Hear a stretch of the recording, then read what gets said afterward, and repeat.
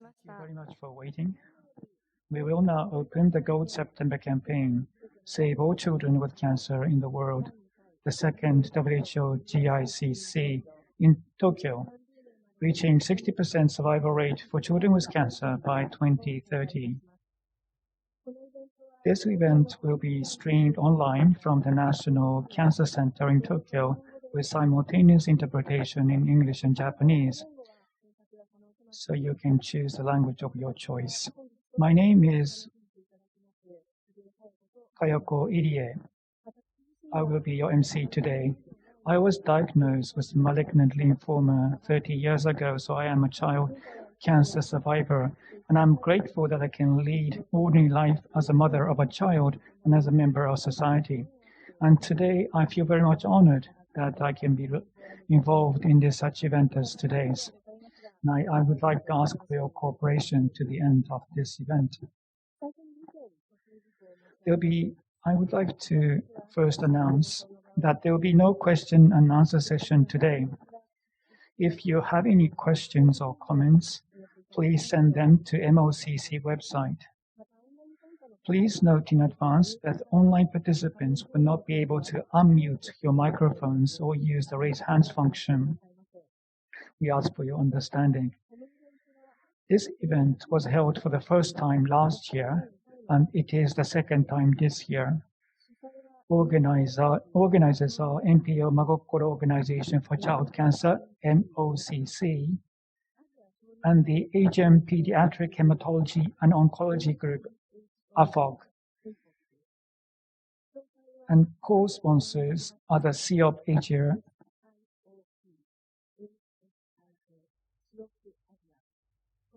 and Amazon Japan. The event is also supported by the 15 organizations listed here that have endorsed this event. We would like to thank all of the organizations for their support. September is the World Childhood Cancer Awareness Month.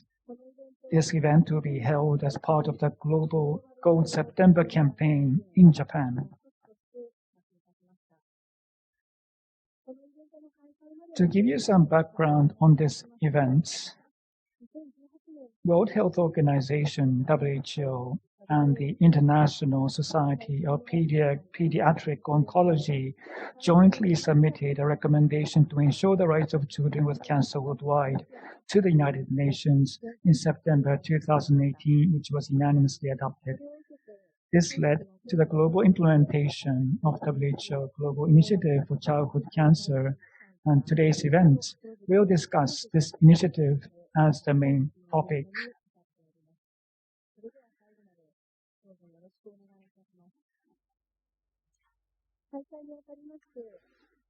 As for the opening address, Dr. Teijiro Furukawa, Chairman of Magokoro Organization for Childhood Cancer, MOCC, and of the Imperial Gift Foundation, Boshi Aiku Kai, was to deliver the opening address on behalf of the organizer, but unfortunately he unexpectedly passed away on September the 5th.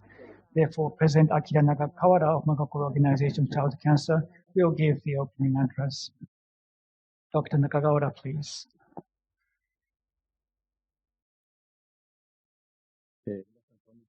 Hello, everyone. My name is Akira Nakagawara. I am president of the NPO Magokoro Organization for Childhood Cancer, MOCC.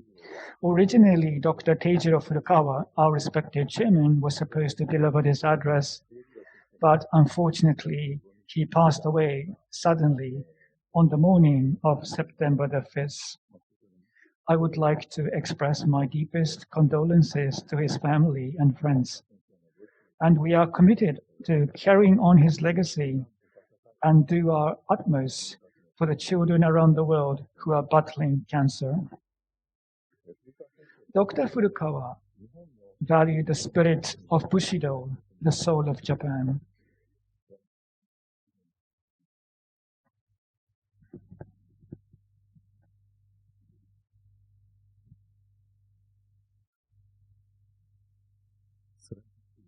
Please go to the next slide. Thank you. Dr. Furukawa valued the spirit of Bushido, the soul of Japan, and made one thought at a time. It's a lifetime, his motto.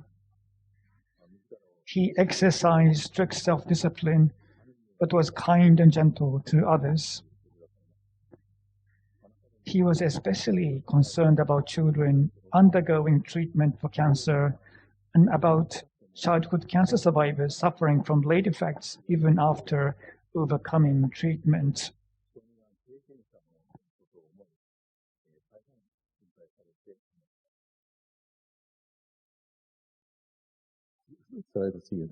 Please go to the next slide.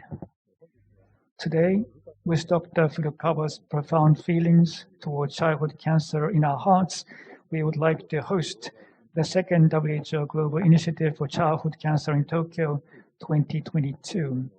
Let's save all children with cancer in the world. I would sincerely like to thank the many people who have joined us online, despite the fact that the COVID-19 pandemic has not yet been contained. We are holding this year's event online with simultaneous interpretation in English and Japanese. In the second half of this event, there will be some great messages from people carrying out the activities in other Asian countries. This is a 2-hour event, and I would appreciate your cooperation to the end. Thank you very much, Dr. Nakagawara. Next, from the chairman of NPO, Magokoro Organization for Childhood Cancer, Saga, the president of Saga Heavy Ion Medical Accelerator in Tosu, and a chairman of AVBOC, Dr. Nakagawara Akira is going to give us the keynote address. So again, I would like to start my keynote address. Dear all participants, it is a great honor for me to have this opportunity to deliver this keynote address. We are fighting together with our colleagues around the world and in Asia to eliminate the inequality in survival rates of childhood cancer in Asia, which is the inequality suffered by children born at the same time but in different countries, that is cured in developed countries but not saved in developing countries. May I have my next slide?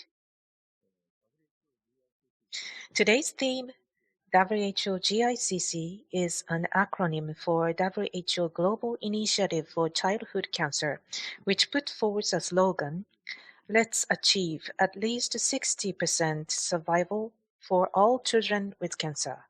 Next slide. The current status of childhood cancer in the world is as follows. It is a rare cancer, meaning that it accounts for less than 0.5% of all cancers.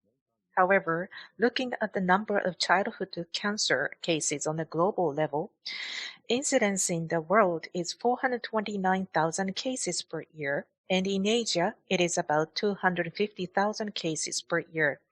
In addition, since about 90% of the Asian population is said to be in developing countries, most childhood cancers are concentrated in developing countries with low incomes. Next slide. Then, what percentage of children with childhood cancer are being saved?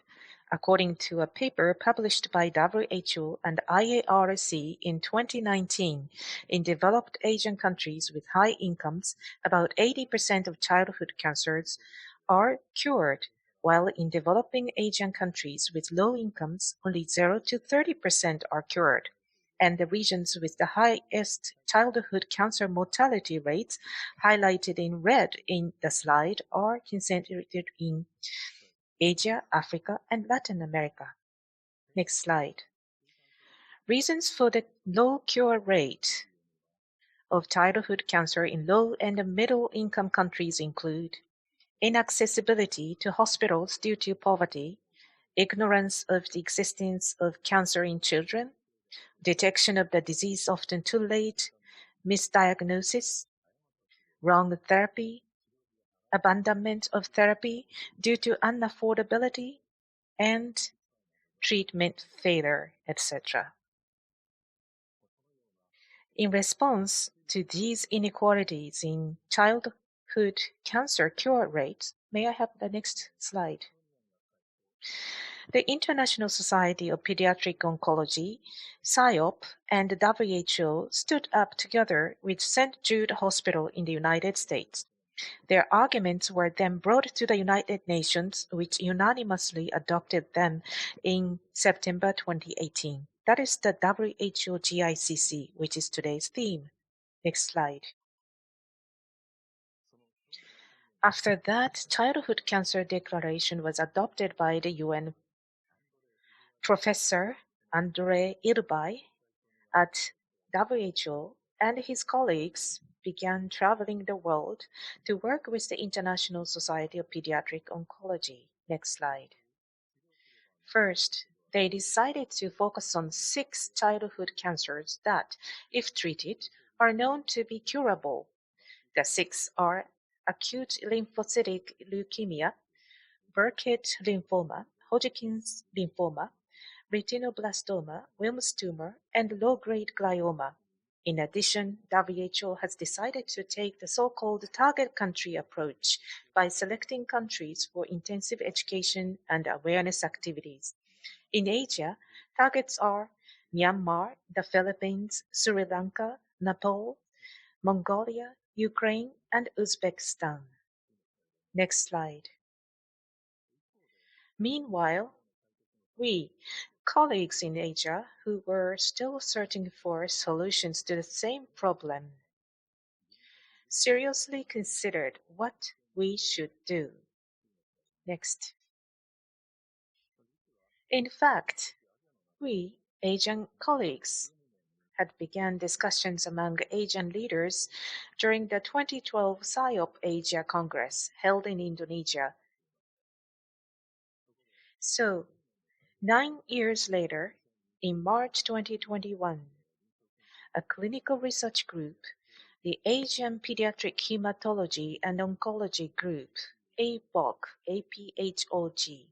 was established to work closely with WHO, the International Society of Pediatric Oncology, and St. Jude's Hospital to begin activities to solve the issue of childhood cancer in Asia. This slide summarizes the overall scheme.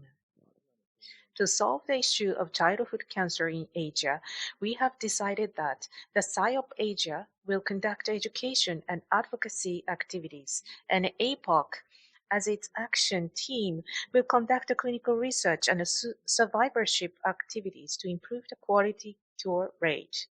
In other words, SIOP Asia and APOC will work as 2 wheels of a cart.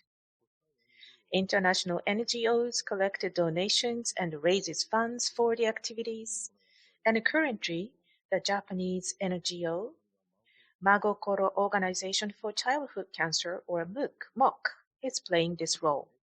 In this way, APOC will engage pediatric cancer specialists and groups from all Asian countries, creating a horizontal network to increase the cure rate of childhood cancer in Asia as a whole. On the other hand, WHO, the International Society of Pediatric Oncology, and St. Jude's Hospital will do this through a vertical strategy, the target country approach, so that both horizontal and vertical axes will intersect each other to progress toward achieving the goal. We would like to do our best to achieve our goal by 2030, and we would appreciate your cooperation in this endeavor. Next slide, please. Thank you very much for your kind attention. Thank you very much, Dr. Nakagawa. Now I would like to invite the addresses from our distinguished guest. First of all, Dr. Hanako Jimmy, who has joined us at the venue. I'd like to invite Dr. Jimmy to speak. Hello, everyone. Thank you for your kind introduction. My name is Hanako Jimmy. I am a member of the House of Councillors. And I am actually a pediatrician. 6 years ago, I was elected to the Diet, and I am in the second term as my at the House of Councillors.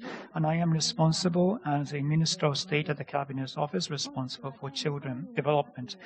So for this is the second WHO GICC Gold Septum campaign event, reaching 60% survival rate for childhood cancer by 2030. And I would like to thank you, the organizers, for holding this event. I would first like to mention the Nagokoro Organization for Child Cancer, as well as the Asian Pediatric Hematology and Oncology Group, as well as the co-host, the Sea of Asia, as well as the Amazon Japan. I would like to express my appreciation to you. And as you have joined us, and also have participants from online across the boundaries, and we have children who are suffering from cancer, patients, as well as families, as well as the patient organizations are participating in this event. And I would like to thank you for your activities, and I would like to express my respect to you. And as mentioned by Dr. Nakagawara just now, Dr. Teijiro Furukawa, our respected colleague, passed away sadly, and I would like to express again the deepest condolences to his families and friends. Dr. Furukawa was a very valuable person for me as well. At the Ministry of Health and Labor Welfare, at that time there was a work in the Children's Bureau, and he was actually the Bureau Director General. And after that, he became the minister at the Ministry of Health and Labor Welfare. And after that, he went beyond the boundaries of the ministry to work within the cabinet office. As a leader in the bureaucracy within the cabinet office. And he served 5 prime ministers, and he decided to become a bureaucrat because he wanted to contribute to the social welfare, and he has been a active leader in our activities. And I'd like to express my thanks to Dr. Furukawa, and I feel that we need to carry on his legacy. And today's topic is to reach 60% survival rate for childhood cancer by 2030. I fully endorse this goal. And as for the childhood cancer, we are having all kinds of discussions within Japan as well as across Asian countries. In order to expand the healthcare system, this is very important. And these kind of activities need to be further promoted. And in Japan and around the world, the childhood cancer is a rare disease. And therefore, as for pharmaceutical companies, the market is very small. So this is one of our challenges. And within that context, a challenge for Japan in particular is a drug lag. It is that the approval is a drug lag between adults' drugs and children's drugs. So this is one of our challenges, and as a pediatrician, I'm quite aware of this issue. And also, a long-term follow-up is another issue. We also need to expand funding for research. It is really important, and this is a common issue across the globe. And for the pediatric side, we have to focus on child development. As for the eye cancers, we do have the separate issues from adult cancers, and including schooling and education, and also employment after that, or marriages and child rearing after that. So we need for different support for different life stages over the long term. So this is a very unique issues for the cancer survivors. In 2018, I was a part of the members of the parliament who established the Basic Act on Childhood Development. And I served as a Secretary General for this law, and thanks for your support, this law was enacted in December 2018, so that we can provide support starting from pregnancy to childbirth and child development. And this basic plan was approved by the cabinet. And this parliamentary group is still active. And just the other day in June, Dr. Ogawa and Dr. Matsumoto spoke about the drug lag for pediatric drugs. And on the other hand, for the eye cancers, we do have to engage with the issue of fertility preservation. And I was part of this effort, and this budget, we have secured 2.2 billion yen for eye cancers. So this was one of a major progress that we were able to make. And moving towards the April next year, we will have the Children and Family Agency established next April. And I've been involved in the establishment of this agency. And this will now become a reality in the coming April. And in order to promote well-being of the children, not only for the healthcare, but also education and welfare, we need to have an integrated approach to support, in addition, the families. So we would like to have this all included in the next, the new Child and Family Agency. And I would ask you for your cooperation in this effort. I'm very happy that this event is being shared by online across the Asian countries. And as a pediatrician and as a member of the Diet, I really do appreciate the organizers. And I would like to reiterate that we would like to remember Dr. Furukawa and think about the children across Asia and the world. And I sincerely hope that this event will be successful. Thank you very much.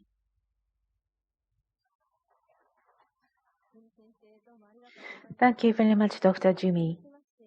Next, we'd like to show you a message in video from Dr. Sahara Yasuyuki, Director General of the Health Service Bureau of MHLW. Hello, everyone. I am Dr. Sahara, Director General of the Health Service Bureau of the Ministry of Health, Labor and Welfare, and I'd like to make a few remarks on this occasion of the WHO GICC awareness event, Save Every Child in the World from Cancer. First of all, I would like to express my sincere gratitude to the NPO Magakoro Organization for Childhood Cancer, an organizer of this event, as well as to all the participants here today for your continuous support for pediatric cancer patients and the cooperation for the Ministry of Health, Labor and Welfare and other government policies. Regarding childhood cancer, the basic plan for the promotion of cancer control includes the current status, issues, and measures to be taken. It shall include a wide variety of cancer types. It requires long-term follow-up due to the impact on reproductive functions and later effects. In addition, cancer develops during the process of physical and mental growth and development, and therefore cancer control measures are required to meet various needs. In light of these current conditions, it is necessary to create an environment in which pediatric cancer patients and their families can receive appropriate medical care and support with peace of mind. To this end, we have designated 15 pediatric cancer-based hospitals as medical institutions that can provide holistic, high-quality cancer care and support to pediatric and eye cancer patients, and 2 pediatric cancer central institutions nationwide as those leading the base hospitals. We intended to build a network centered on these medical institutions to improve pediatric cancer care. Next, I would like to talk about research related to pediatric cancer treatment. Although the survival of childhood cancer has been improved through the promotion of clinical research, there are still relapsed cases and refractory cases, so we needed to develop new drugs and put unapproved drugs and off-label drugs into practical use as soon as possible.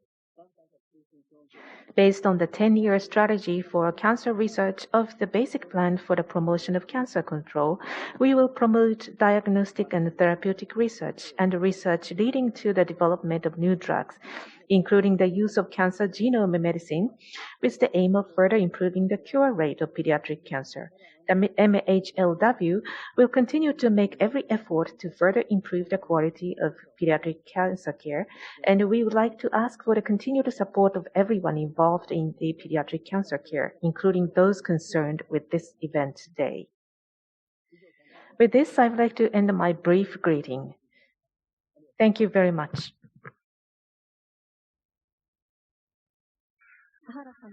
Thank you very much, Mr. Sahara. Next, we have a video message from Professor Kathy Pritchard-Jones of the CEOP.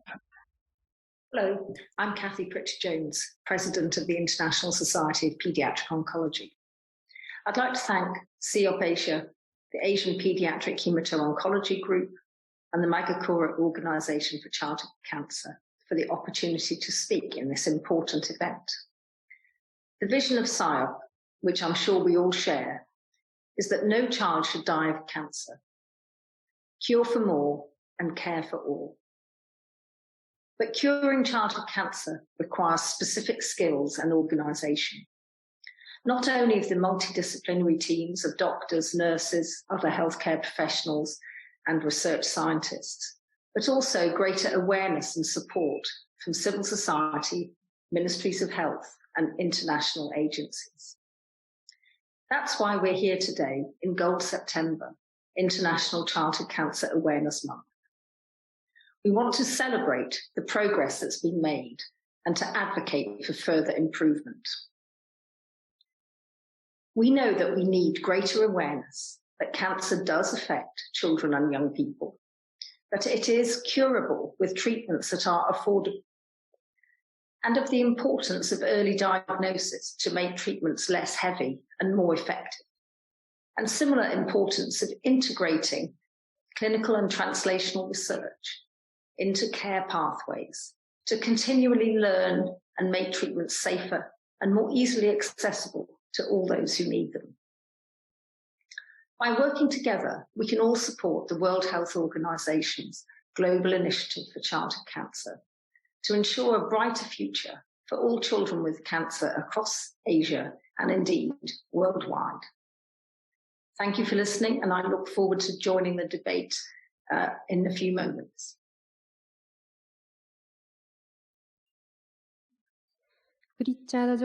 Thank you very much, Dr. Pritchard-Jones. Now, we would like to hear the message from Dr. Carlos Rodriguez Galindo, the Director of St. Jude Global USA.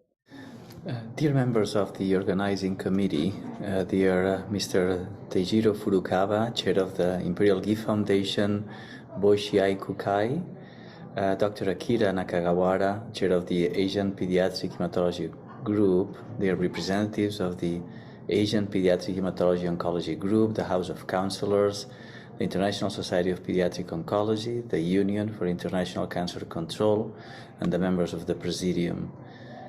My dear friends, thank you very much for inviting me to be part of this important day as you, the community of pediatric hematologists and oncologists of Asia, come together on this golden September day to celebrate the progress made through the Global Initiative for Childhood Cancer in Asia and to join forces in pursuit of a better future for our children with cancer in the region. This is a long journey, but a journey that we are not walking alone. Today, the Magakura Organization for Childhood Cancer, the Asian Pediatric Hematology and Oncology Group, and CEOP Asia invite us all to share our dreams and to celebrate the commitment of Amazon Japan as well to join us in these efforts. I represent St. Jude, and as you know, St. Jude has been committed to the fight for the life of every child with cancer and to finding cures and hope for those children since the day it opened its doors on February 4th of 1962. On that day, Danny Thomas declared what has been the guiding principle of our institution, that no child should die in the dawn of life. The determination of Danny Thomas was met with the vision of Donald Pinkel, St. Jude's first director, and the man that showed us that children with cancer could be cured, and that integrating research and care was critical to achieve this goal. When in the first years of research to find a cure, Dr. Pinkel was asked what the major challenges were hindering progress. He said, drug resistance, drug toxicity, meningeal relapse, and most important, pessimism. Now we are filled with optimism. More than 80% of children with cancer can be cured when the resources are available, but this is not enough. First, more than 80% of children with cancer live in countries with limited resources, and many of them are not even diagnosed. And second, children continue to die of cancer every day, everywhere, even when the most sophisticated resources are available. At St. Jude and at St. Jude Global, we are committed to address these global disparities since the day the hospital opened its doors, and our determination is the same, as strong as it has ever been, to ensure that every child with cancer will have access to quality care and treatment, no matter where in the world they live.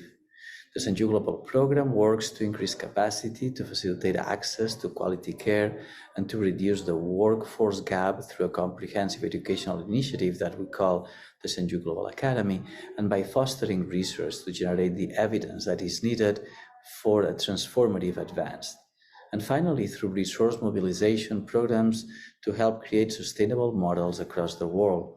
The St. Jude Global Alliance is now the collective effort of more than 200 programs in more than 60 countries, working day after day, innovating and transforming. In Asia, we work in partnership with many institutions to improve the access and quality of care for children with cancer, while developing the networks that can accelerate and transform care. But our work at St. Jude and at St. Jude Global is not in isolation. We synergize our efforts with all of you, sharing your goals and your vision. And most importantly, we are completely behind the Global Initiative for Childhood Cancer, which brings us all together today to celebrate, to join forces, and to strategize about the future. Yes, we share the same vision, we fight the same fight, and we pursue the same goals. Please know that St. Jude will always be here to help your communities in the implementation of the goals of the Global Initiative for Childhood Cancer in the region, to keep your smiles and to continue to live our dreams. Thank you very much.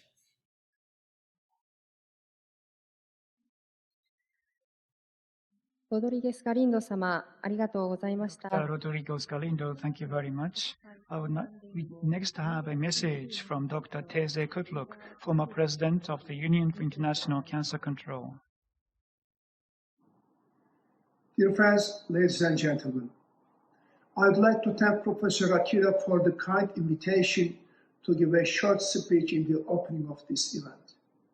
Friends, we all know that childhood cancers have a high cure rates with more than 80% survivors. But we also know the children of the world are not there yet, mostly in low and middle income countries. The survivals are much lower than they can have. It is our responsibility to work even harder than we do now and give a chance to every child to survive in the globe. How are we going to do that? Working together, unifying our capacity around one common goal to fight against inequity, inviting governments, organizations, societies, and all others to give a deserved priority for the childhood cancers. I would like to highlight several issues with utmost importance. We have to invest in human workforce and education. We have to support the research in pediatric cancers, access to diagnosis, specifically molecular diagnosis nowadays, access to quality care, the implementation of the childhood cancer control policies at national, regional, and global level, sufficient funding, engagement of the people living with cancer, and finally, innovations are some of the tools we can use. We have to support WHO Global Initiative for Childhood Cancer, which is the first ever international initiative to achieve at least 60% survival rate by childhood cancer by 2030. We are thankful to WHO, GICC, and all supporting organizations and people to make this goal happen. I once again thank the Makakoro Organization for Childhood Cancer, Asian Pediatric Hematology and Oncology Group, the Asian Continental Branch of SIOP, Amazon Japan, for organizing such an important event. And of course, I thank to my dear friend, Professor Akira Nagagawara, for leading this event. Thank you so much.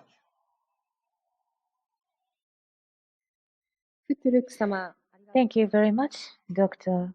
Kutruk. Now, we would like to hear the message from Dr. Horihiroki, Continental President of Asia, SIOP.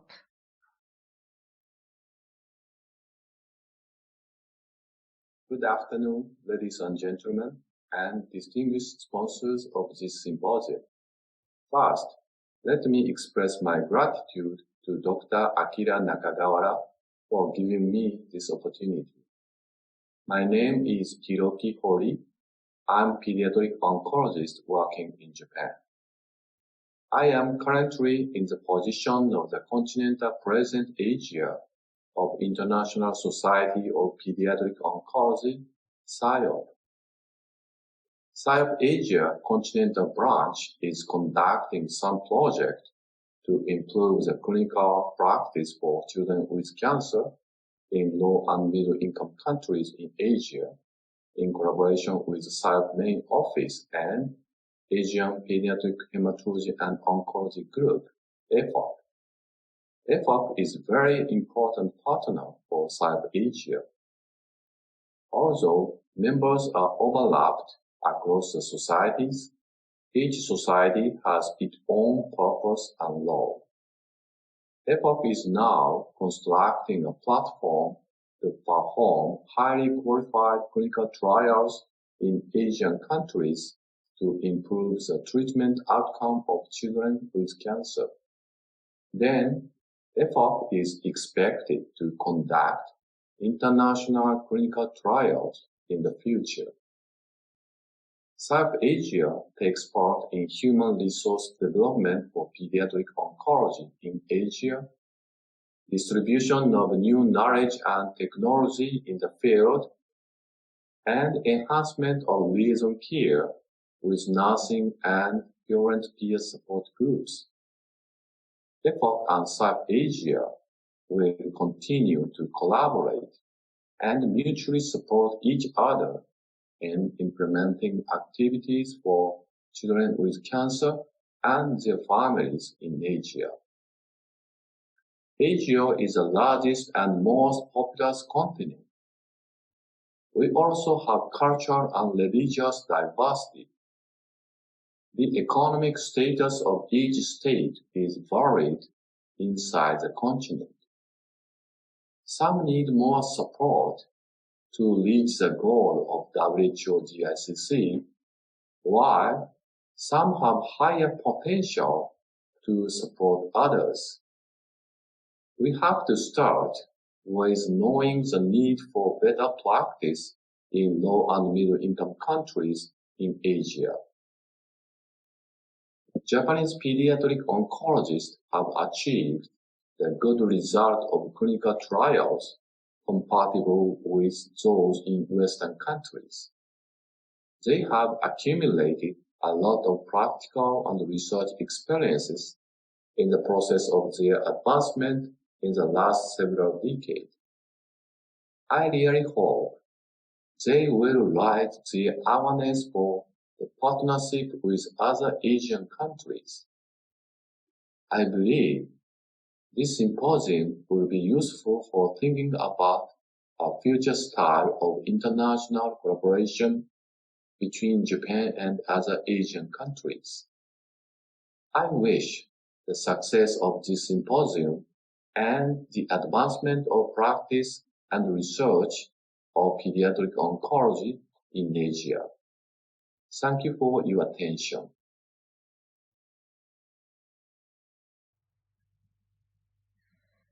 Thank you very much, Dr. Hori. Next, we have a video lecture, a special report on SIOP CEDAR project by Dr. Muhammad Sagi Khan, co-chair of SIOP Global Health Network and a member of Executive Council, AFOG.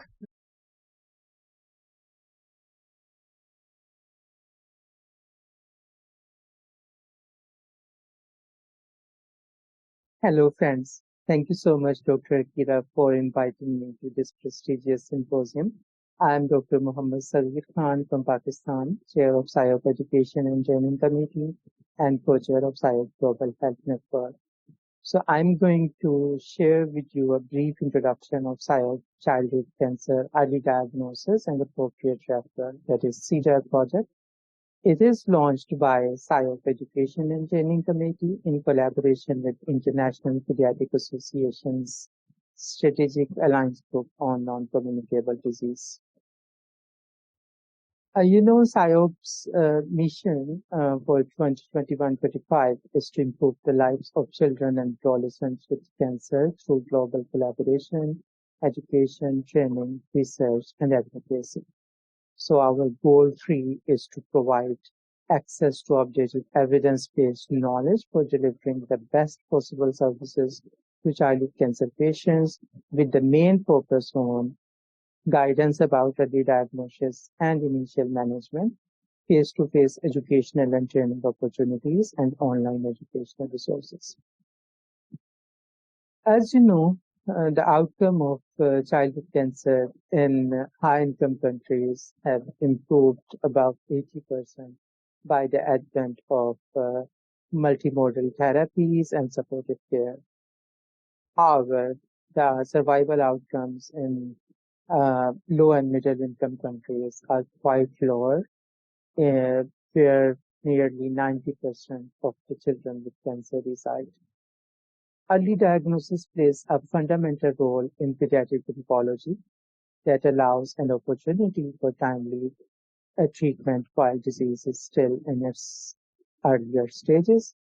The diagnostic delay in childhood cancer is a significant problem in LMICs, which leads to high rates of advanced disease at presentation.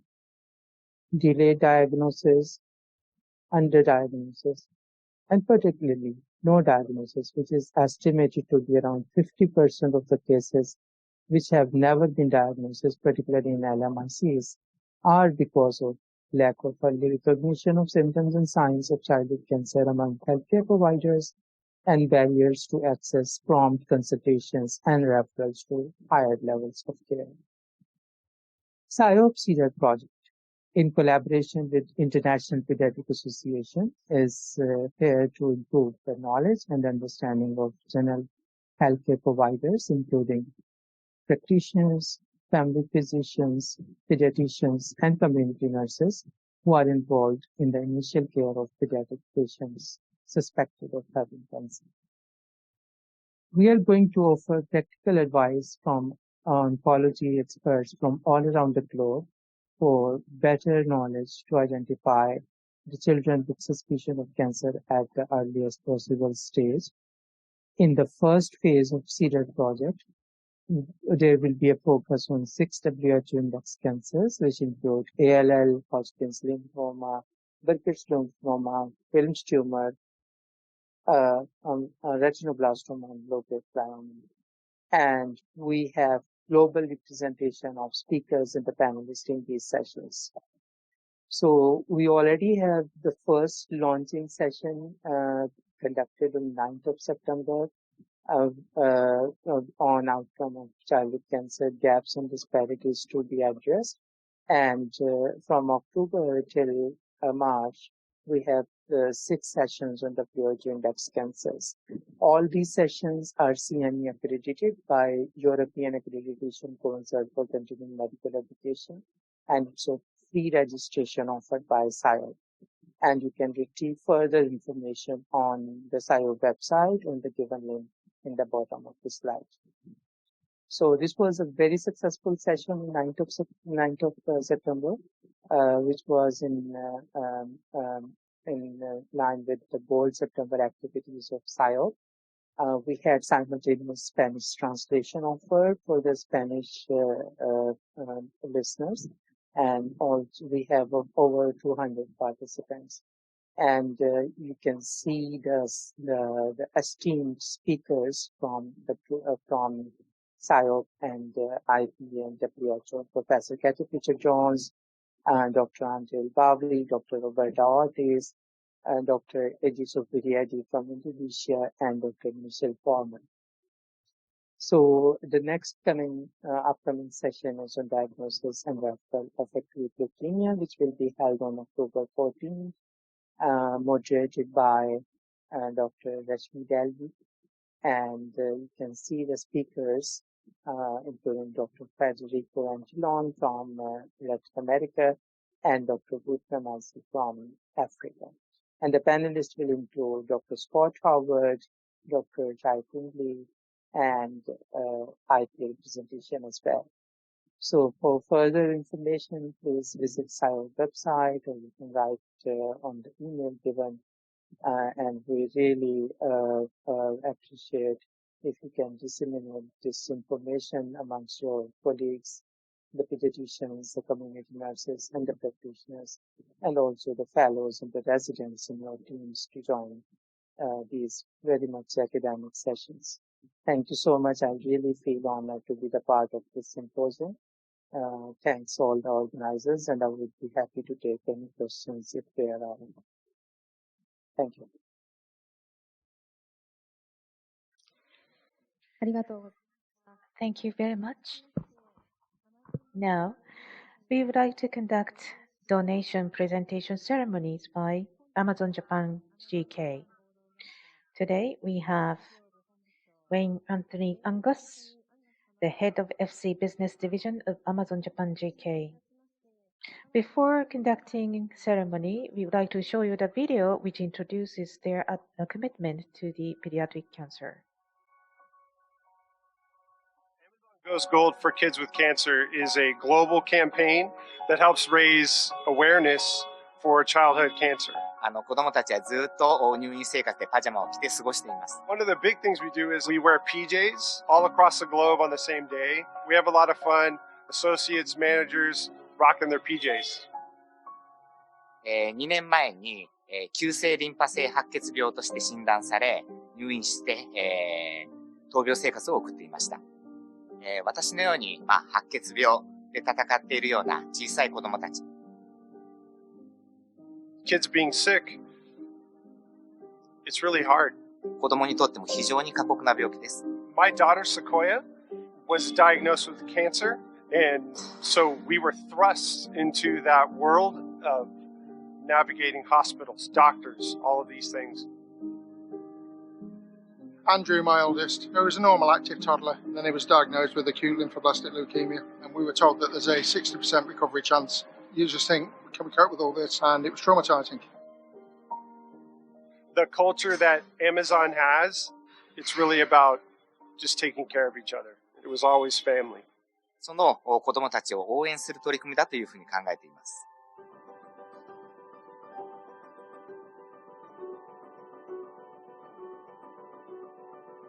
Für die Kinderkrebsklinik hier in Düsseldorf. Wir haben uns zum Ziel gesetzt, den Kindern die Lebensqualität während ihrer Erkrankung einfach zu verbessern.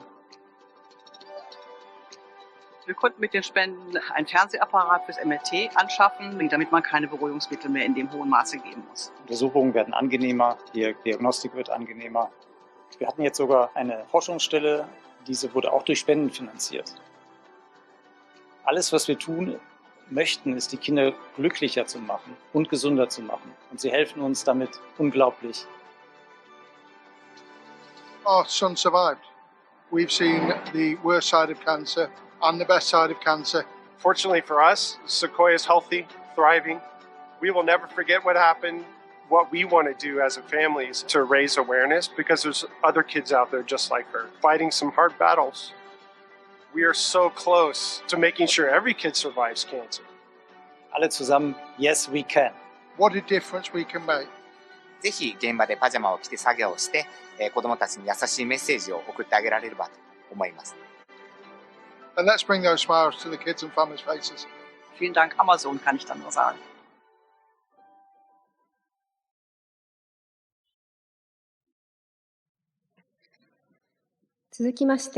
Next, I would like to invite Wayne Anthony Angus, head of FC Business Division, Amazon Japan, to say a few words.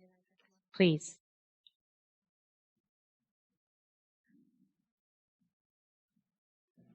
皆様、こんにちは。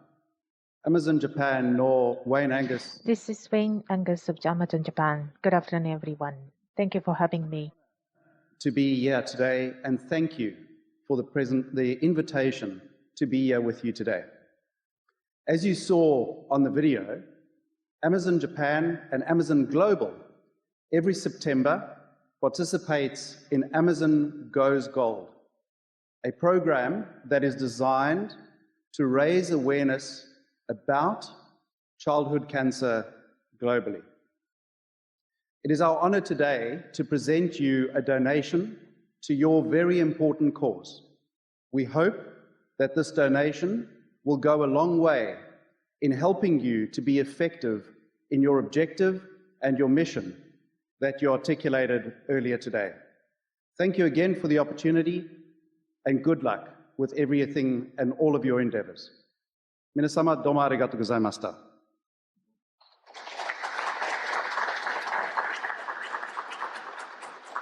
ありがとうございました。続きまして、目録 Thank you very much. Then we would like to present the panel of catalog of the donation.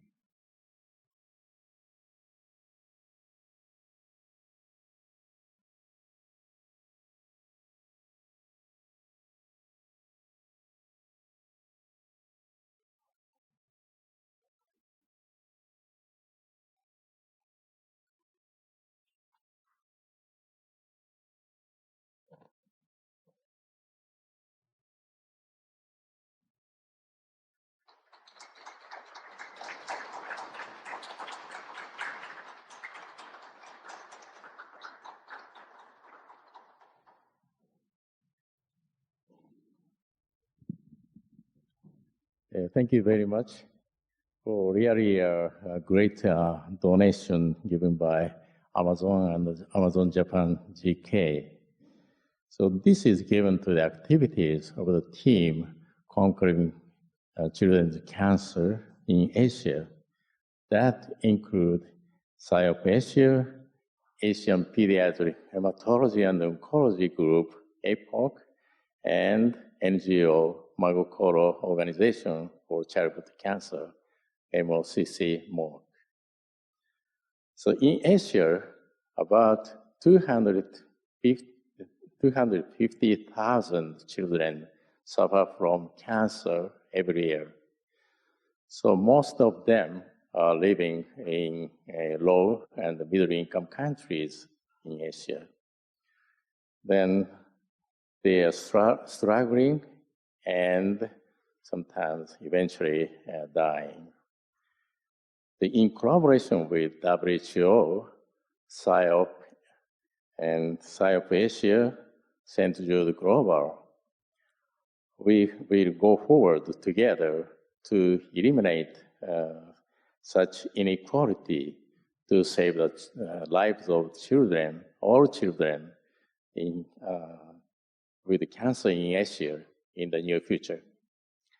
So we want to use this money given by Amazon today to such important our mission.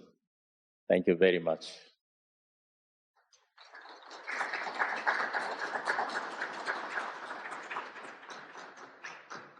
ありがとうございました。 Thank you very much. So we would now like to take a 3 minutes break. We will resume with the session Your Smile and Our Dream Message from Asian Countries from 1456. お待たせいたしました。ここからは Your Smile and Our Dream 小児がんアジア現地からのメッセージを開始いたします。本セッションの司会は We would like to begin the report from Asia. Fumiko Inoue from our organization is going to serve as an MC for today's session. This is Fumiko Inoue speaking as an MC. I am a member, a director of the MOC, but as the part of the Millfield Childhood Cancer Frontier, we support children with cancer and survivors and their families. My son was actually diagnosed with a childhood cancer 40 years ago. And he battled cancer, and I was part of that battle. But fortunately, he's very well now, and he's leading his life as a member of society. So we will now be listening to messages from 5 Asian countries who are battling, who are promoting activities for childhood cancer. And first of all, I would like to invite Ms. Kazuo Watanabe of Asia Children's Care League message from Vietnam. Thank you very much. Thank you very much for the kind introduction today. Thank you very much for giving me this very valuable opportunity. Dr. Nakagawara and organizers, I'd like to say thank you all. From myself, I would like to talk about, from the standpoint of NPO, NGO, we'd like to talk about the activities we do and the current status in Vietnam, and we'd like to share with you our message. This is the mission of our ACCL. Cure and care for children with cancer in Asia, receiving optimal treatment at hospitals and saving lives of as many children with cancer as possible.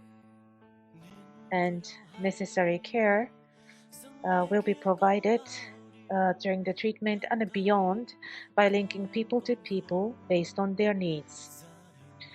Usually we hear this phrase a lot: think globally and act globally. From the global perspective, activities needed to be done on the local level, and we add to this collaboratively internationally, and we needed to put these efforts into practice. This is our motto. ACCL acquired the legal personality in 2005. In the first part of today's program, we heard that there is an inequality or gap in the cure rate of pediatric cancer in developed and the developing countries, and we started the outreach project for developing countries in Asia from Japan. And in the center of Vietnam, ancient city Hue, we have made a partnership with Hue National Central Hospital. About 17 years, we started our support through ACCL. Particularly the cure rate or survival rate of children with cancer and leukemia was less than 10%, and a lot of precious lives of children were lost, and it was regarded as the incurable disease. And in providing outreach, we needed to understand the needs of the society as well as the current status of the local healthcare service. And we had to stand close. And these issues and the problems were multifaceted. And in medical as well as societal aspects, we needed to understand and to provide the comprehensive support and coordination, connecting the healthcare and the lives based on the customers' culture, welfare, economy, and the society. A medical aspect, in order to provide optimal diagnosis, treatment, and care, people development, because people were the most important.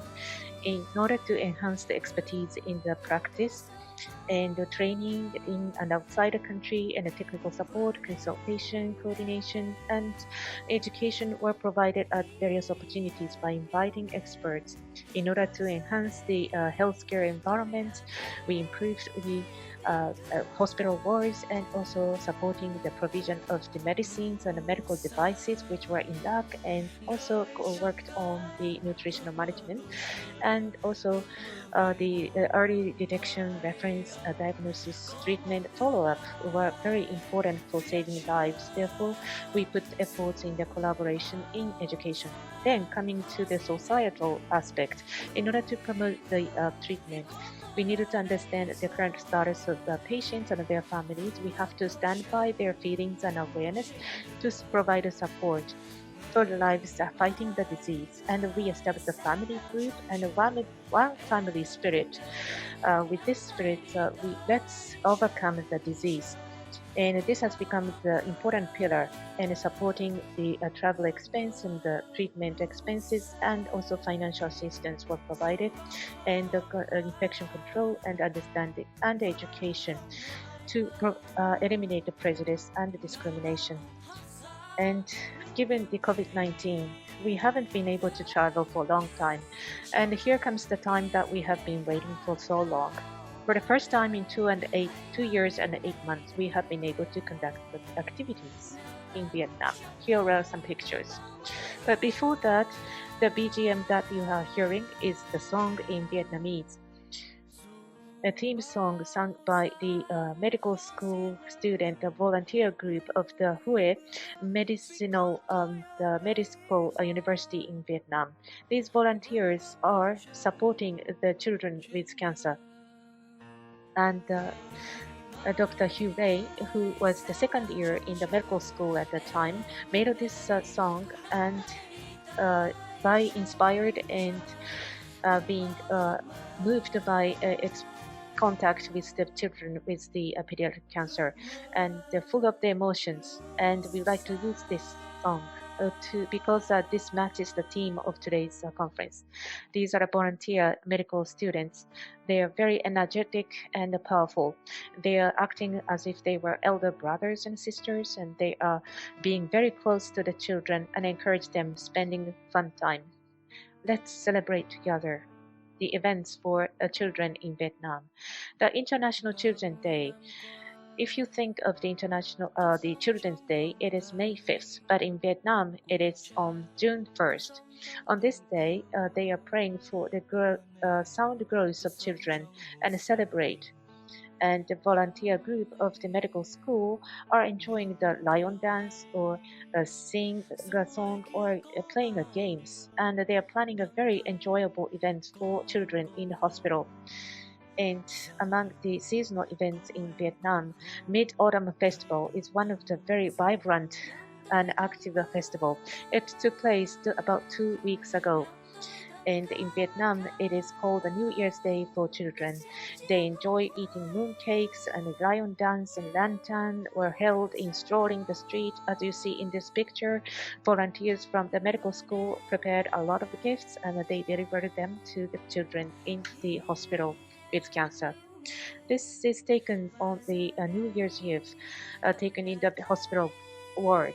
And Teto is the name of the lunar calendar-based New Year Day, and they have a grand celebration. And this time, a lot of Vietnamese go back to their hometowns to spend time with their family. But children had to stay in hospital if they are suffering from the cancer. Together with the doctors and the nurses on duty, they are wearing the owl dye, which is the traditional folk costume of Vietnam, and they are celebrating the day. They are so cute. On birthdays, this is a very important event for children as well. And together with the medical school volunteers, they sing a song and dance and spend a fun time in order for them to overcome the difficult and hard treatment. This will become the mental support for them. These are the pictures from the hospital ward. If they are in good condition, they play, and there are some children who are learning enthusiastically. What are they looking at together? These two boys were looking at the animation from Japan. When visited there last month, children were so cute in drawing such cute smiles, and this was a great present for us. And the healthcare providers to whom we like to express our appreciation and respect for all the children. They are devoting themselves day and night. In the pediatric center of Hue Central Medical Center, they are seeing over 80 patients with hematology cancer. This is the patient from the playroom of the hospital ward, and the patients and parents are exchanging opinions and learning together with the staffers of the healthcare providers. They understand the pain and the uneasiness of the family, and through such mutual understanding, they are sharing the spirit of one family to overcome difficulties. Last month, a Vietnamese oncology conference was held. At the time, the children with oncology showed us the performance, which was great. They wore owl dye, traditional folk clothes, and also they decorated the opening. And this is how they celebrate the discharge from the hospital together with the children and their family and the healthcare providers. It is a great pleasure, right? And after overcoming their disease, and the children are spending shiny and bright lives. And the reunion with them is a great time for me. And the girl on the left is from minority group in mountains, and she could not attend the school at all. But actually, this month she became a junior high school student and now enjoying the school. And actually, at the time of treatment, due to the family situation, the elder sister quit the high school and treated and took care of her. And we asked for negotiated with the nearby hospital to the hospital, and then the sister, could attend the senior high school, and the parents of the children in the same room took care of the patient. And actually, the elder sister went to the nursing college and became the nurse of the pediatric ward of the Hue Central Hospital. And the boy in the middle now commutes to the Ho Chi Minh University in Ho Chi Minh, and I could see him last night in senior year now, and he's working hard. And the right hand side of this boy was used to have the leukemia and experienced a relapse, but it graduated from the university and became a cameraman. It is a great pleasure for me to see them again. And this is this song made by the volunteer student, and this matches the theme of today's conference. For several seconds, please look at this message in the lyrics of this song.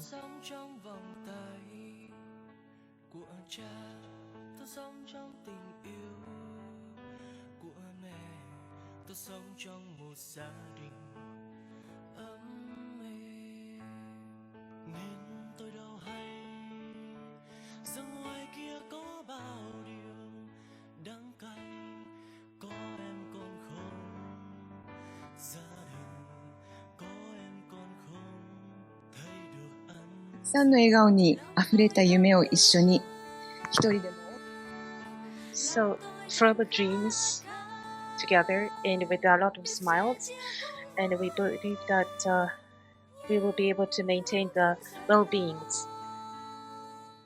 And those children who had to part from us, we will never forget the smiles of them, and we would like to keep in our mind that we will respect the preciousness of their lives. And thanks to all of you, particularly staffers of the Hue Central Hospital, and children with cancer, and family, and volunteer groups of medical school, and Blue Sun, and Dr. Hugh Lay, and ACCL has been provided a lot of great support and guidance from everybody around us. I would like to appreciate all of them. And through collaboration with various stakeholders, we have been able to connect actions and resources from different perspectives in order to have this cure all and no one will be left behind. It will be further promoted from this global initiatives to fight the pediatric cancer from Japan, Asia, and all over the world with one voice. Thank you very much. Next, we have Dr. Mariko Kazuka from Japan Heart, who has been supporting children with cancer for many years in Cambodia. Dr. Kazuka, please.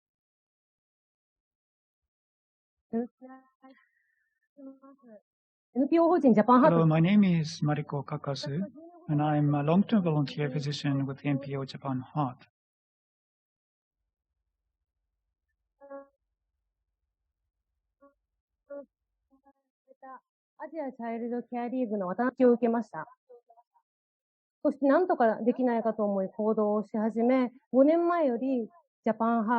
And 5 years ago, I began to participate in the activities of Japan Heart in Cambodia. So I support children and their families, children with cancer and their families. Today, thank you very much. I would like to thank Dr. Nakagawa and the organizers for allowing me to participate. And I would like to now give my presentation, which is recorded in video. Hello, my name is Mariko Kakazu, and I'm a long-term volunteer physician with the NPO Japan Heart. Today, I would like to talk about the current situation of childhood cancer in Cambodia and the efforts made by our organization. Cambodia is located in Southeast Asia, and it is estimated that 600 to 700 children develop cancer every year. The diagnosis rate of childhood cancer varies from country to country, and in Cambodia it is reported that only 50 to 59% of these children are diagnosed. Our organization, Japan Heart, is an international medical NGO with a mission to deliver healthcare to medically isolated areas. We were founded in 2004 by Dr. Hideto Yoshioka, a pediatric surgeon. Our activities are mainly funded by donations from people in Japan. In addition to our activities in Myanmar, Cambodia, Laos, and Southeast Asia, we also provide support in responding to COVID-19 in remote islands and remote areas in Japan as well. Japan Heart continues its activities with the vision, build a world where everyone can be grateful for the gift of life. Let me now explain about Cambodia. Cambodia has a population of 16.7 million. Children aged 15 and over account for 1/3 of the total population. The minimum wage is $192. The majority of the people are Buddhist. There is no universal health insurance system like we have in Japan, and about 70% of the population is uninsured, making it difficult for such people to make a living when they fall ill. Japan Heart has been providing medical services to the poor in Cambodia since 2008. Japan Heart opened a hospital near Phnom Penh in 2016. We set up a pediatric ward in June 2018 and started accepting patients in general pediatrics, pediatric cancer, and pediatric surgery. We provide chemotherapy and surgery for pediatric solid tumors, neuroblastoma, renal tumors, liver tumors, and lymphomas that cannot be treated in other hospitals. We also provide radiotherapy support when necessary. Initially, we invited a specialized team from Japan to perform surgeries for childhood cancers. Our goal is to become a hub hospital for pediatric patients in Asia, to become a teaching hospital and foster excellent healthcare professionals, and to have Cambodia staff manage our hospital by 2030. This slide shows the result at our hospital. We accepted 219 childhood cancer patients in the last 4 years. Initially, the number of pediatric cancer patients was 20 to 30 cases per year. The number of referrals for childhood cancer patients increased after we started collaborating with the main local children's hospital and as we built up a track record in cancer care. The gender ratio is about the same. The average age is 4.9 years. As for the breakdown diseases, we mainly have solid tumors such as neuroblastoma, kidney tumors, liver tumors, germ cell tumors, and rhabdomyosarcoma. Since 2020, we've also been accepting lymphoma patients. This slide shows the survival rate at our hospital. More than 55% of patients are surviving. For nephroblastoma in particular, we have a survival rate of more than 80%. For hepatoblastoma and germ cell tumors, where the survival rate is more than 70%. On the other hand, for neuroblastomas, many patients are in the high-risk group and the survival rate is less than 30%. Most of the deaths, 44%, are due to tumor growth, but there are also 5 deaths from sepsis, heart failure, liver failure, and post-operative complications. Even though the number of referrals for childhood cancer patients increased during the COVID-19 pandemic, it became difficult for specialized teams to travel from Japan to perform surgeries, and treatment had to be carried out mainly by the local staff. The challenge was how to diagnose and treat the patients with limited medical resources. Under such circumstances, doctors from Japan Children's Cancer Group, GICC, and the Japanese Society of Pediatric Hematology Oncology started providing remote consultation in English in February 2021. These bi-weekly consultations have led to accurate diagnosis and appropriate treatment. Cambodian doctors can also give presentations on patients they are seeing and have discussions with specialists. The participation of other professionals such as nurses and pharmacists also help in the development of local medical personnel. We also put efforts into supportive care. A hand-washing song is played twice a day, which has helped patients, families, and staff members develop the habit of hand-washing. To ensure safe and nutritious meals during treatment, the food service center we established to provide all patients with 3 meals a day. We have also developed an algorithm to ensure that antibiotics are administered promptly for neutropenic fever after the administration of anti-cancer drugs. We also work with another NGO to provide palliative care in patients' homes. All treatment is provided free of charge. We provide separate financial support for those families who have difficulty to afford long-term hospitalization. These are the conclusions. We provided childhood cancer treatment to 219 patients in 4 years. Even though the survival rate at our hospital is now over 50%, this is still not enough. To make our activities sustainable for the future, we need to work with specialized facilities in and outside of Cambodia and develop the necessary human resources. We will continue to support children with cancer and their families. Hello, everyone. This is the Japan's Heart Center in Cambodia. At our PDX ward, we have more than 300 children. They undergo surgery, chemotherapy, radiotherapy, and they are doing their best to get better. And the family members are always together with the children. And we have multi-professional teams to support patients. And we have now listened to the interview of one of the doctors.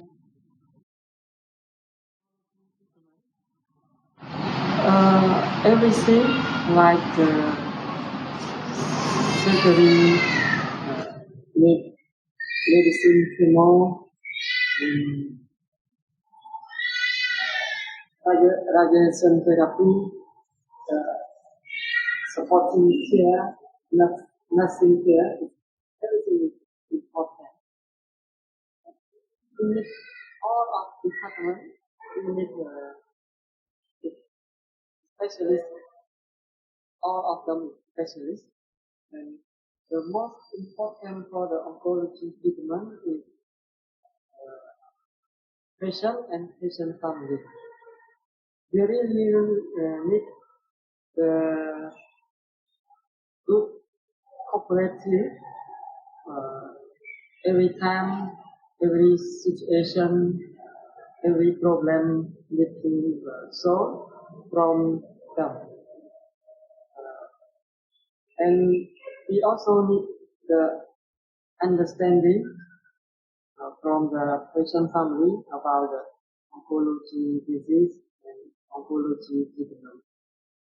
So I set my goal, and I set myself to be used to make this treatment to be smoothly.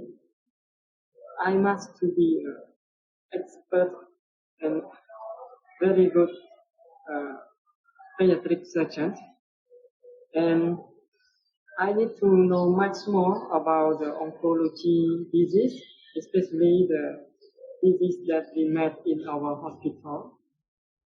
And I also try my best to be a part that can cooperate and can make our hospital to be a number one and very good hospital, one of the other pediatric hospital that can perform and can provide a very good care about the oncology and treatment. ではここで体調のいい子どもたちをプレイルームに呼んでメッセージを。So we have now invited children to write a message. We have children of various ages, and they have drawn their messages on this paper. And their families also sent us a message in Khmer language. And we told them that the letters should be at the top, but the children actually wrote it the other way around. So that is a message from Cambodia.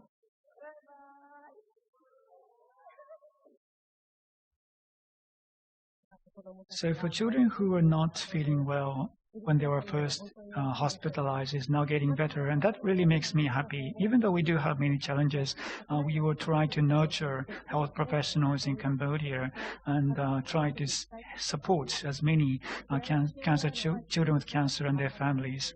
And they are working very hard. The children are working hard. Their families are working very hard to battle cancer. And there's also staff who are supporting them. And I'm really appreciative of the members of our teams. Thank you very much for listening. Thank you very much, Mr. Kakazu. Next is from India. From Bombay University Hospital, Dr. Rashmi Darvi is going to give us her message in video. Konnichiwa, and I bring you all greetings from India. At the outset, may I congratulate Dr. Nakagawara-san on this second WHO GICC meet in Tokyo on the occasion of the Global Gold September campaign. Today, I have chosen to speak about the evolution of pediatric oncology in India over 3.5 decades as an example to countries where WHO GICC program hopes to make a difference. I won't go into details of WHO GICC, which has been discussed at length by earlier speakers. But if you look at India, it's estimated that India will have over 60,000 new cases a year, accounting for about 4 to 5% of the overall cancer burden, with TY accounting for about another 5.7%. Global modeling studies have shown that 40% of cases in South Asia will go undiagnosed, and with a net 5-year survival estimate of about 39.6%. So that is the scenario. Now, let's go back to the early years. In the 1980s, pediatric cancers were mainly handled by adult oncologists in large cancer centers or self-trained pediatricians in medical college hospitals.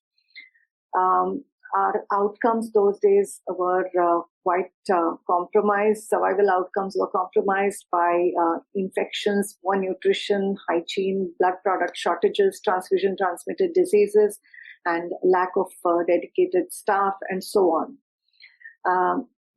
In 1987, we formed the National Pediatric Hem-Onc Society, and it focused over the next decade or so mainly in developing academic programs to disseminate knowledge and to provide a forum for data presentation. At that time, our main barriers were socio-cultural and economic, with difficulties in access to care and treatment abandonment. So in the next decade, we set about to overcoming these barriers. So in 1992 onwards, many of us from India had the opportunity to interact at the PSYOP meetings and also the forum, PSYOP Forum for Pediatric Oncology in developing countries. Based on all these interactions, we came back and brainstormed, and using our own data outlined a primary problem. And this was that of delayed diagnosis resulting in advanced disease and treatment refusal or non-compliance. So in 1997, with modest funding from PSYOP, the National Training Program in Practical Pediatric Oncology was launched. And this aimed at increasing awareness among primary care pediatricians, surgeons, students, to enable early referral and highlighting potential curability of cancers if treated promptly and completely. It also aimed at developing shared care with interesting pediatricians. Now, in addition to this, in the 90s, at the turn of the century, towards the end of the 90s, we had a major change, and that was the availability of better anti-infective agents, better access to chemotherapy, and safer transfusion products. So this was the program that we had developed, and it falls in one of the WHO cure-all pillars of strengthening the referral pathways. And over 150 workshops have been held, over 5,000 doctors have been trained through this. We've held these shops in neighboring countries as well. Then coming to the next decade, just before that, 1997, onwards, the annual PHO conferences began to be held. And this, again, uplifted the academic milieu. And then we set about developing a fellowship training program. And as you all know, that fellowship training programs automatically improve the academic quality and thus the care in a pediatric cancer unit. Along with that, there was participation in international conferences. Several of our colleagues had several high-quality publications. Many colleagues held leadership positions in global oncology in various organizations. We also had the opportunity to host conferences like the main SIOP Asia conferences, and several other focused meetings. Much later in 2016, we launched the Journal of Pediatric Hematology Oncology as an open access journal. And through all these years and all these improvements, there was further improvement in care of children and a further focus on survivorship. Then coming to the next decade, this started much earlier, but the focus improved in the 2010s. And here we looked at focusing on the financial resource barrier and workforce capacity. And another game changer during this time, which helped improve cancer care and brought the pediatric oncology community further together, was the India Pediatric Oncology Initiative. And this was set up by a foundation based in the US by an adult oncologist of Indian origin in 2008. And they addressed the financial resource barrier and helped develop workforce capacity in 44 pediatric cancer units across India. So personnel, whatever was required, whether it was doctors, nurses, nutritionists, data managers, psychosocial, whatever was required was provided. They also helped to set up a hospital-based registry, and this also made us more comfortable with data sharing, which I think is a very important factor in growth. Soon after that, many local robust NGOs came forth financing patient treatments, helping fund healthcare workforce, nutrition support, among many other areas. We also have a nutrition intervention and training workshops and nurses training through SIOP, PODC, and PHO India. So this was the foundation through which a lot of capacity building happened about in the last, say, 20 years or so. 12 years or so, not 20. Coming to research, there can be no progress without information on the scope of our challenges and audit of our clinical practice. And we need to, have innovations to develop a cost-effective approach to childhood cancer care if we are to succeed in situations like ours. And to improve survival, answers have to come from our own data. And so in the early years, and even now to a certain extent, much of the data comes from individual units, cancer units, and institutions. There were some multicentric studies done for ALL in the 80s and 90s, which of course showed a clear benefit of improvement in outcomes from 20%, survival from 20% to 60%.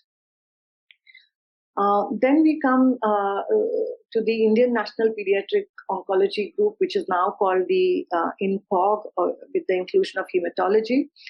Although we started and formed this in 2008, it took us 7 years for to bring structure and function to this clinical study group. And now we have several disease subcommittees and several multicentric trials, and in over 10,000 patients enrolled. I mean, the population of India, so the numbers are huge.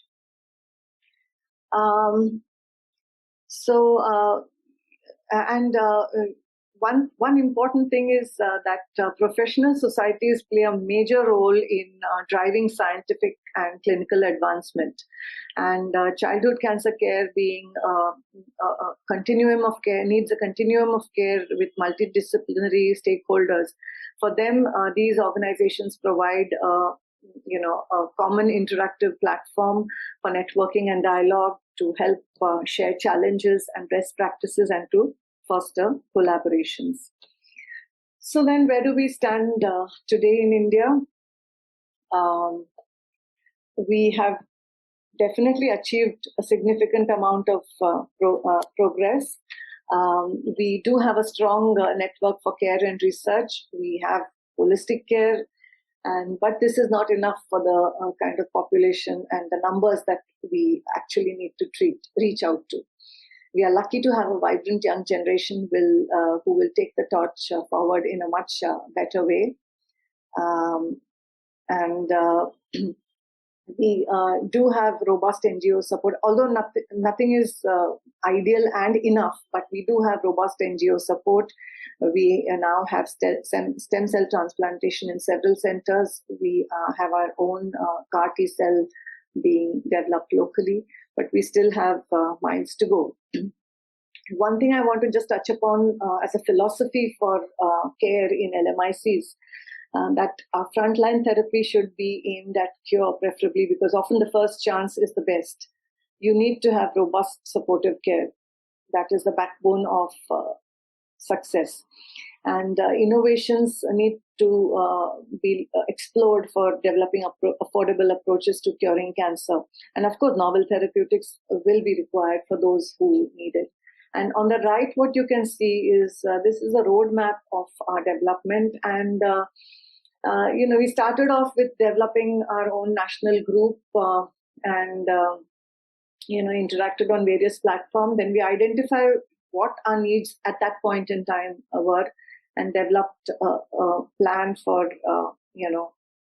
fulfilling or addressing those needs. Then we developed a training program for pediatric oncology. Of course, academic interaction and network developing continued. Resource and capacity building was another important area. And then formation of a clinical research group and a multi-stakeholder alliance. So what I want to say is that any country that needs to develop itself probably has to go through this kind of a pathway. We needed 3.5 to 4 decades to do this, but with current support available globally, this can be done much faster, and you need not reinvent the wheel. So I will stop now, and the future seems promising, and multi-stakeholder alliance should able to drive such a global agenda as the WHO GICC, with the conviction that childhood cancer is curable with early diagnosis and appropriate therapy.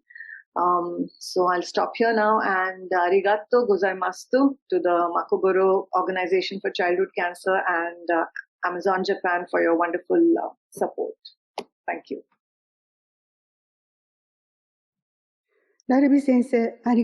Bobby, thank you very much. Next, we have from Japan, Dr. Kimikazu Matsumoto from the National Center for Child Health and Development. He'll be participating at the venue. Hello, everyone. I am Kimikazu Matsumoto from the National Center for Child Health and Development. I would like to talk about the situation of cancer in Japan, childhood cancer in Japan. So in Japan, we have about 2,000 patients, and IR is 200. And the adult cancer is about 1 million. And therefore, the pediatric cancer patients are very small in number. As for pediatric cancers, even though they are small in numbers, but the types, there are many. In Japan, for the patients, this shows the types of pediatric malignancies. Leukemia makes up 25.6%.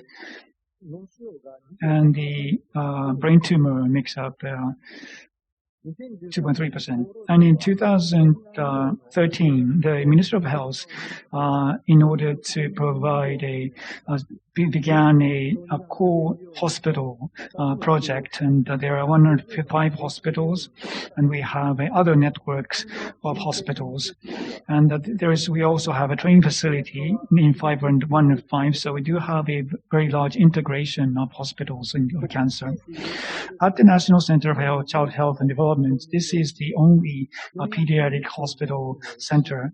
We have 490 beds, and we have 2 wards. We have a research institute as well. As for pediatric cancers, we have about 60 patients, and we have the largest pediatric cancer facilities at our center. At the NCCHD, we collaborate with National Cancer Center as 2 central organizations in Japan as a platform or institution. And the basics function include central pathological diagnosis, development of personnel, and provision of information.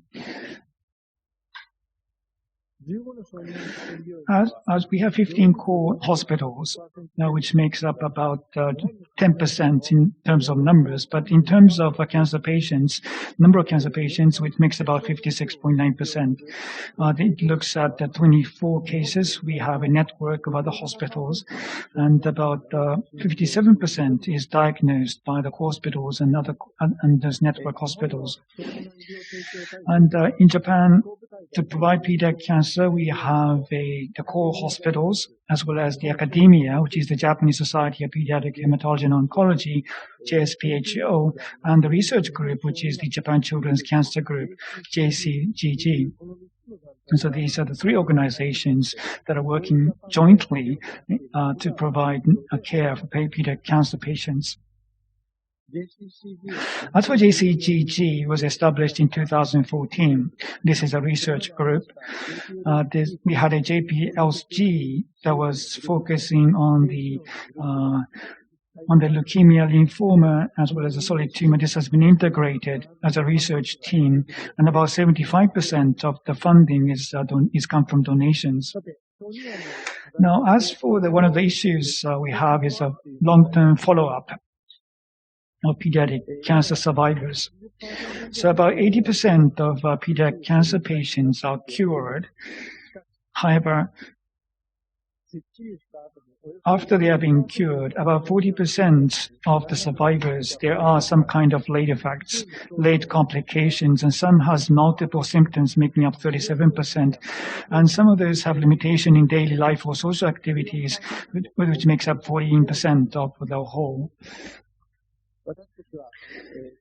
So to support such long cancer survivors, we have a long-term, we have a data center, and this is one of our goals that we need to work on. We need to create a data center. And for those survivors, we have a smartphone app for such survivors so that we can provide long-term follow-up. Another issue we have in Japan is a drug lag. So some of the drugs that is approved in overseas cannot be used in Japan. So we need to avoid this kind of situation. So we need to clear this drug lag problem. Lastly, for this year's Global Go September campaign in Japan, I would like to touch upon this a little briefly. So we have a Tokyo Skytree and the castles in Hiroshima and Kogura, and in 37 locations was lit up in gold to raise awareness on pediatric cancer, child cancer. Last year, we created a song that was written by Sakamoto Ryuichi and written also by Mr. Tsunk, which is called, the title is My Hero. And I would like to show you a video featuring this song. This is about 4.5 minutes long. So please start the video.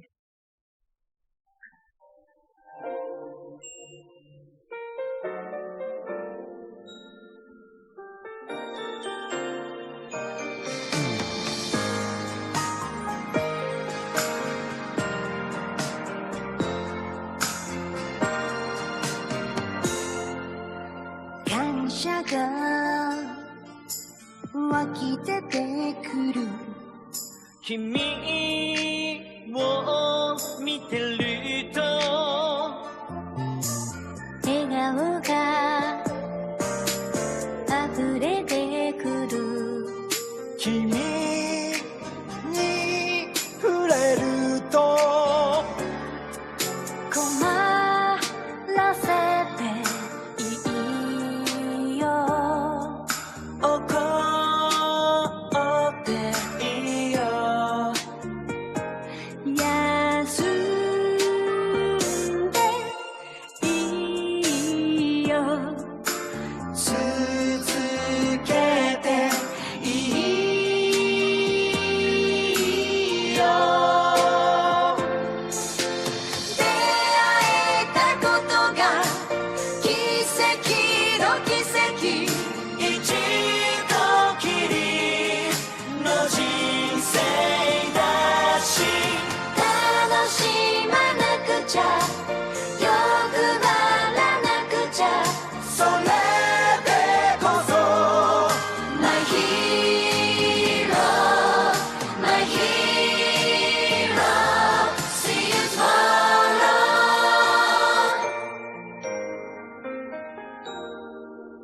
勇気が湧き出てくる君の匂いは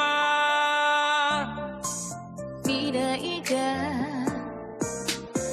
溢れている君の涙は愛されていいよ愛してもいいよ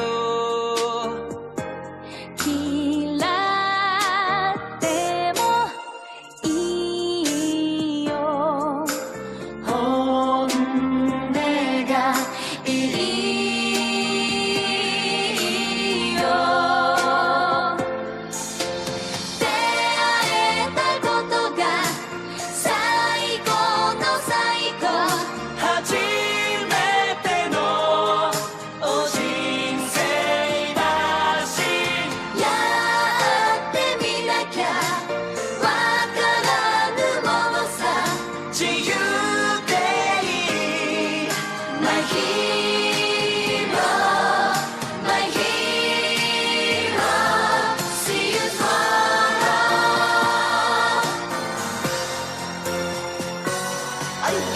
なななななななななななな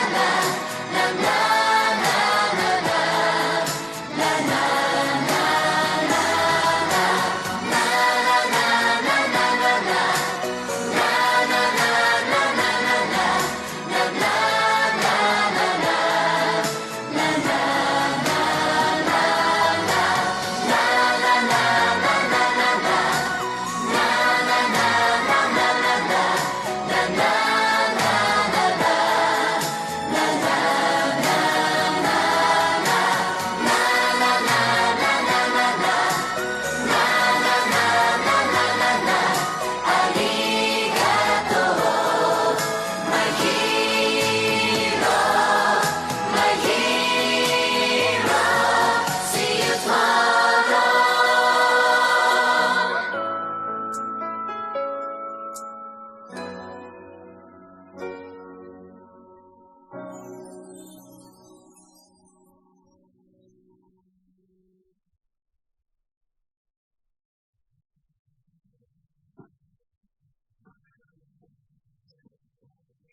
はい、どうもありがとうございました。 Thank you very much. Thank you very much, Dr. Matsumoto. We would like to invite Dr. Yeonmin Tan, Children's Hospital of Zhejiang University School of Medicine, China. Please see the message. Organizer for inviting me to present this talk on WHO GICC meeting. My name is Yeonmin Tan, a pediatric hematologist and oncologist, working at the division and the center of the pediatric hematology and Oncology at the Children's Hospital of Zhejiang University School of Medicine. I am the current chairman of Chinese Children's Cancer Group of China Anti-Cancer Association. As all of you know, China is a big country with 1.4 billion population and about 35,000 new cases with pediatric cancers are diagnosed annually. There are 4 main groups focusing on the study of various pediatric cancers. The first one is the Chinese Children's Cancer Group, or CCCG. CCCG belongs to China Pediatric Oncology Committee, China Anti-Cancer Association, was established in 1992 in Shanghai. By the end of August 2022, the committee had a total of 1,775 members and more than 100 participating hospitals. CCCG conducted a single center-based diagnosis and treatment for children with cancer in early times, and it has been now conducting multi-center clinical trial since more recently. There are 8 subspecialty teams in CCCG, such as pediatric internal medicine oncology, pediatric surgical oncology, etc. 10 or more national collaboration groups focusing on the study of both pediatric hematological and solid tumors. Now, I would like to take several pediatric cancers as an example to present the current status of their treatment outcomes. This slide shows the diagnosis and treatment outcome of pediatric ALL on multi-center clinical trial by using the CCCG ALL 2015 protocol with 20 participating hospitals. This study enrolled 7,640 newly diagnosed ALL cases during the past 5 years from the year 2015 through 2019. More than 90% of 5-year OS and 80% of 5-year EFS were achieved, which has been published in Blood recently by Dr. Jin Yan Tan's group from Shanghai Children's Medical Center. This study was strongly supported by Dr. Qinghong Pui's group from St. Jude Children's Research Hospital technically, and the Viva Foundation financially. This slide shows the treatment outcome of 245 pediatric cancer of newly diagnosed AML in our hospital, conducted during the period of 2010 through 2020. A modified novel-based AML protocol was used in this study with an old traditional Chinese medicine drug, homohanitonin, to replace daunorubicin. The results showed that 78% of 5-year OS and 70% of 5-year EFS for low-risk group were achieved, which are significantly higher than those of high-risk group patients with 42% and 38% respectively. This result has been recently submitted for publication. This slide shows the multidisciplinary treatment outcome of high-risk neuroblastoma patients led by Dr. Yiming Wu and Dr. Xiaojun Yuan's group from Shanghai Xinhua Hospital. About 80% of 3-year OS and 60% of 3-year PFS were achieved, and the results have been published in 2021. This slide shows the treatment outcome of medulloblastoma with multi-center collaboration study led by Dr. Xiaofei Sun from Guangzhou Senyude Science Cancer Center. 76% of 2-year PFS and 88% of 2-year OS were achieved.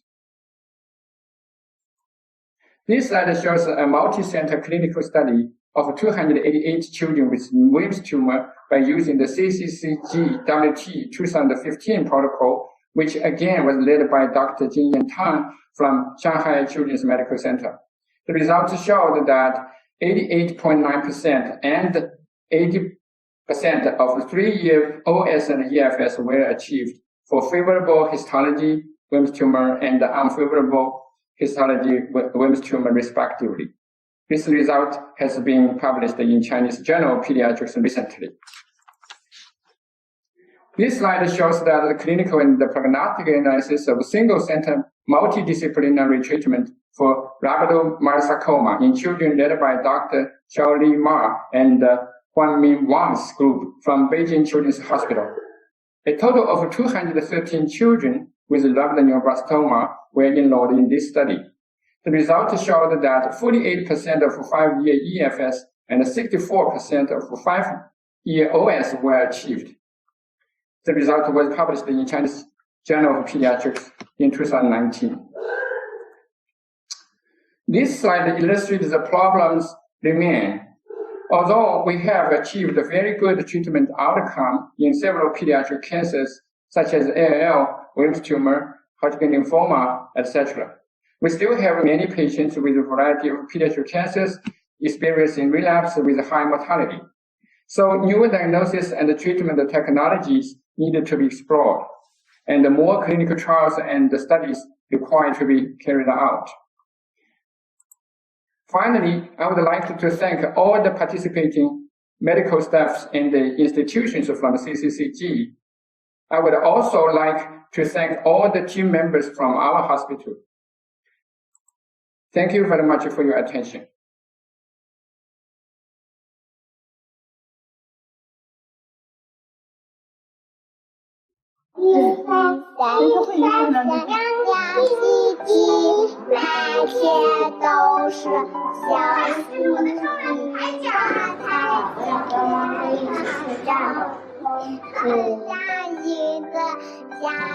我真的可以吗？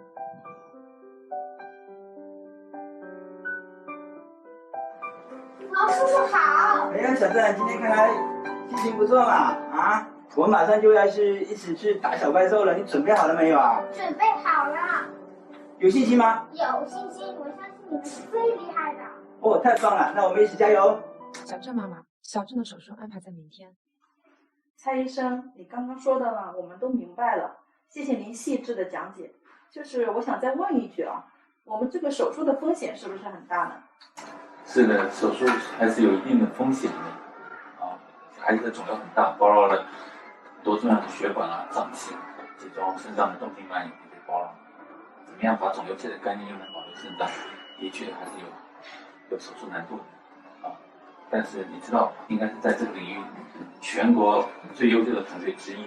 类似这样的神经手术，每年都要开展200多例。我们跑了很多家医院，最终来到你们这里，也是因为我们相信你们的经验、技术还有职业素养。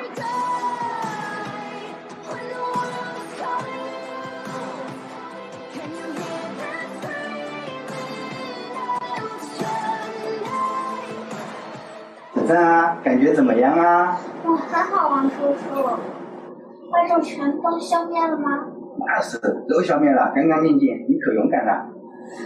太棒了！我想送你一朵小红花。哎呦，谢谢谢谢。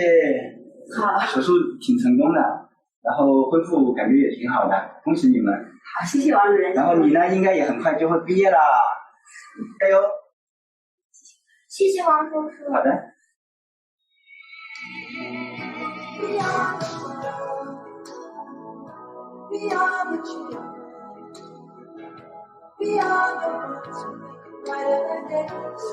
你想好长大后想做什么吗？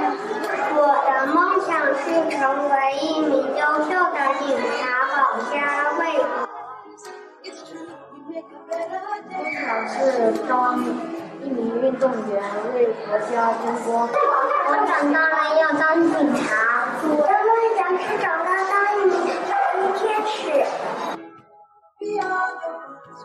加油！加油！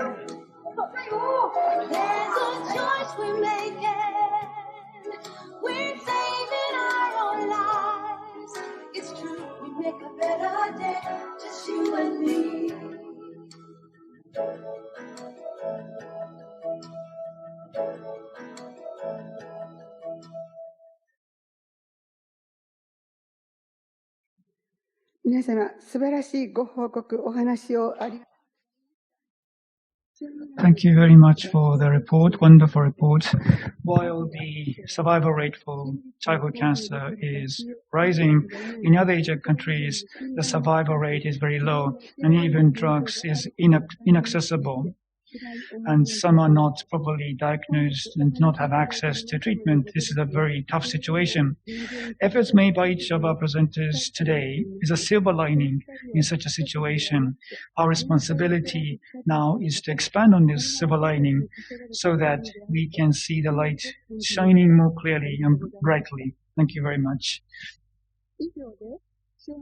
So with this, we would like to conclude the session, the messages from Asian countries. Thank you very much to all the presenters and to Ms. Inoue for moderating. And we will now invite Dr. Fumihiko Wakao, Director of the NPO Magokoro Reorganization for Childhood Cancer and Chief at the National Cancer Center Institute for Cancer Control, to give the closing remarks. Dr. Wakao, please. Thank you for that introduction. Hello, everyone. I am Fumihiko Wakao from the National Cancer Center, Japan. And as a director of the MOCC, I would like to give you the closing remarks. First of all, this will be the second WHO GICC in Japan, in Tokyo. And we like to thank all of you for cooperating in the success of this symposium. And I would also like to thank all of the people who has contributed to the organizing this event. And today, we had the participation either at the venue or online, and I'd like to thank all of you for the participants, including those who have listened in from overseas. And I'd like to thank all of you for sharing this valuable time with us. And at the beginning, Dr. Nakagara mentioned that appropriate diagnosis and treatments, if that is possible, then we can save many children with childhood cancer. However, if we look at the rest of the world, at the rest of Asia, that kind of diagnosis and treatment is not yet accessible for many children. So I think that was one of the things that was commented during this symposium. And in response to such a situation, we would invite you as participants to think about what we can do together for the future, for the children with childhood cancer. And I would be very happy if this symposium has served to provide you the opportunity to think about what we can do for the future. And in the second session, we had presentations on the activities in Asian countries like Vietnam and Cambodia. And we have seen all the Japanese people who are making efforts in those countries to support children with cancer and their families. And I think this is a wonderful work that they are doing. And in India and China, the researchers and scientists are working towards improving the national effort to improving the care for the childhood cancer. And Dr. Matsumoto also explained about the situation of pediatric cancer in Japan and what we are doing at our center. And I reiterate that I would encourage all the participants to think about what we can do for the future. So we need to tackle those childhood cancers that cannot yet be treated. So we need to raise awareness, and that is should be the starting point. And for those of you who have listened in to our symposium, I hope that you will share some of the discussions we have had at the symposium. And although the live streaming will finish, but we'll archive the recorded symposium, and this can be viewed from our Magokoro website. And I hope that you will spread the information that this is available online, and then encourage others to think about what they can do to support in the effort to fight, to contribute to the initiative against childhood cancer.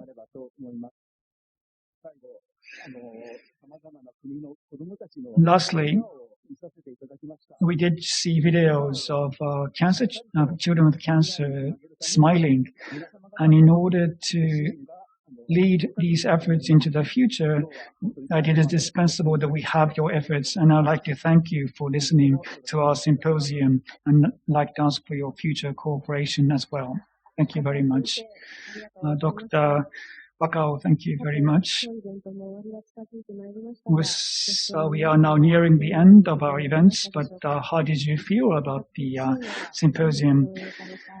Actually, looking at the photographs and video, it made me remember my own experience of battling cancer. Unfortunately, I'm leading a normal life, but 30 years ago, when I was receiving treatment, even in Japan, the survival rate was low.